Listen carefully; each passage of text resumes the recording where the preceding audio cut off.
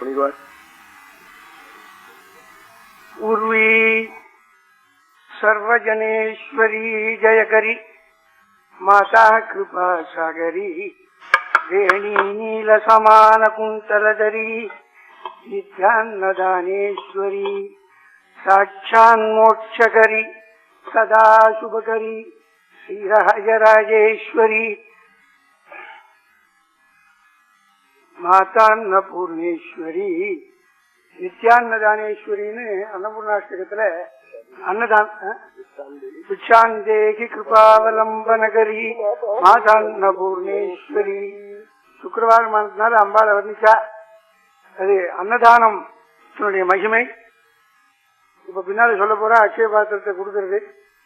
தேசிகன் வேதாந்த தேசிகன் ஸ்ரீஸ்திதியில போய் சொன்னார், யார் ஒருத்தர் தர்மம் பண்ணுங்கிறதுக்காக ஐஸ்வர்யத்தை இந்த கள்ளக்குறிச்சி சங்கரலிங்கர்வாள் ஆர்எஸ்ஏ சங்கரவாள் வச்சுருக்கிற மாதிரி வச்சுருக்காளோ அவளுக்கு எங்க இருந்தலாமோ பணம் வந்து குமியுங்கிறார். யோகாரம்பத் ஸ்வரித மனசோ யுஷ்மதை காந்தியுக்தம் தர்மம் பிராப்தும் பிரதமமிகையே தாரயந்தே தனாயாம். கேவலம் பணம் வேணுங்கிறவனுக்கு வருமோ வராதோ நான் சொல்ல மாட்டேன். ஆனா தர்மத்துக்கு ஒரு பகுதி ஒதுக்கணும், 1/6 1/5 யதாசக்தி ஒதுக்கணும்னு சங்கல்பம் பண்ணிட்டு அது திடவர்த்தனா இருந்து செய்தான்னா தர்மம் பிராப்தும் பிரதமமிகையே தாரயந்தே தனாயாம் தேஷாம் பூமேர். அவனுக்கு கிசான் ட்ரபிள் இருக்கிற காலத்துல கூட ஒழுங்கா ஜனட்டு கொண்டு அளந்துருவான். இன்னைக்கும் பிரத்யட்சமா நடக்கிறது. அப்போ அன்னதானம் நாங்கள் போன ஜென்மத்துல பண்ணாது இருந்த பாவத்தை இன்னைக்கு அனுபவிக்கிறோம், பட்னியா இருக்கோம்னு பகவானே சொன்னாலாம். அப்பேற்பட்ட அக்ஷய வஸ்திரதானம் திரௌபதிக்கு கொடுத்து மானசம் ரட்சகரேன்னு பாடுறாள் கீதத்துல. அந்த மாதிரி இதையும் இன்னைக்கு அக்ஷய பாத்திரத்தை கொடுத்து பாண்டவாளுக்கு மாத்திரம் இல்ல, வந்த அதிதிகளுக்கெல்லாம் அன்னதானம் பண்ணக்கூடிய ஒரு மார்க்கத்தையும் கொடுக்கக்கூடிய திவ்ய கதா சிரவணம் இந்த ராமச்சந்திரபுரத்துக்கு அடிச்சதுக்கு காரணம் என்னன்னா 1964 என்னுடைய புத்தியை கேட்குன்னு சொல்றேன். 1964 சிங்கேரி சுவாமிகள் இங்க வந்து கண்டிகா ஹோமத்தை இதே தெருவில் பண்ணாங்க. அதனுடைய பிரதிபலன் 2 வருஷத்துக்குள்ள காமாட்சி உபாசகர் அது மாத்திரம் இல்ல, அவள்கிட்ட அன்னைக்கு நல்ல சங்கீத சபால சொன்ன மாதிரியே சொல்றேன், புவனேஸ்வரி மந்திரி சித்தியான என் குருநாதர் இதுவரையும் திருநெல்வேலி ஜில்லாவுக்கு வராதவரை வருவிச்சு திருநெல்வேலியில மாத்திரம் நீங்க பண்ணா கூடாது.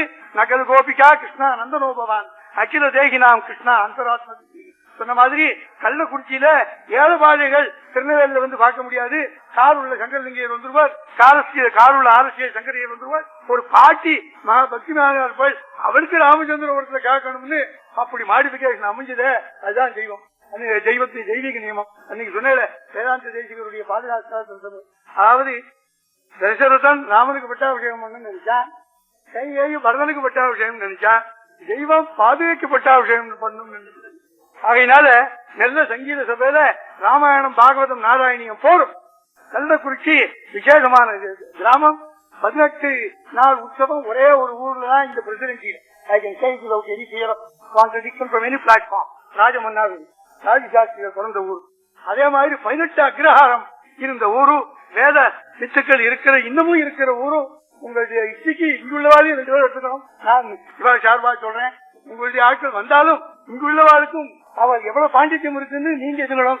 ஏன்னா நான் திருப்பி சிரவணமங்கலம் கிருஷ்ணா ஸ்ரீமதாசம் பண்றதுக்கு காரணம் என்னன்னா, ராமாயண கதை, பாகவத கதை, பாரத கதை எல்லாருக்கும் தெரியும்.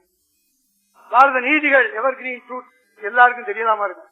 ஆனா இந்த வேத மந்திரத்தை சொல்லி அதுக்கு எல்லாருக்கும் என்ன நம்ம போல கிரமாத்தியனம் பண்ணாத, வேதாத்தியனம் பண்ணாத, இங்கிலீஷ் பாஷை படிச்சு மற்ற இதர பாஷைகள் படிச்சு வேதம் ருச்சிகள் இருந்தாலும் அது பக்குவமாகாத ஒரு ஆத்மாக்களுக்கு வேத மந்திரத்தை கம்பீரமாகவும் சிராவியமாகவும் ஒரு சங்கீத ரசிகனுக்கு எப்படி தோடி பாடினா சண்முக பிரியா பாடினா ஆனந்த பரிசனா இருக்கானோ அது மாதிரி சிராவியமாகவும் கம்பீரமாகவும் வேத மந்திரத்தை சொல்லி அர்த்தம் சொல்றதுல இன்னைக்கு தேதியில கும்பகோணம் அக்னிஹோத்திரன் தாத்தாச்சாரியார் இருக்கார், என்னுடைய குருநாதன் அனந்தராம தீட்சிதர் இருக்கார்.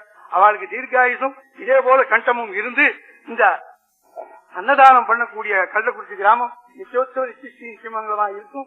அது இந்த பகீரதன் இந்த கங்கையை கொண்டு வந்த சங்கரலிங்க இருக்கும். இந்த எல்லாருடைய சார்பாகவும் நான் வந்தனத்தை செலுத்திக் கொள்கிறேன். இனி அதிகம் பேசினால் சற்று விலகி இரும்பிள்ளாய் சன்னிதானம் மறைக்கிறேன்னு சொல்லிடுவேன். அதுக்கு இடம் கொடுக்காமல் நான் முடித்துக் கொள்கிறேன். அது சண்டிகா ஹோமம் நடந்த இடத்துல ஒரு யஜ்ஞத்துக்கு சமானமான 20 நாள் பாரத பிரவச்சனம் ஒரு பெரிய வேத வித்து மூலமாக நமக்கு கவனம் கிடைத்தது மகத் பாக்கியம் என்று சொல்லிக் கொண்டு முடித்துக் கொள்கிறேன்.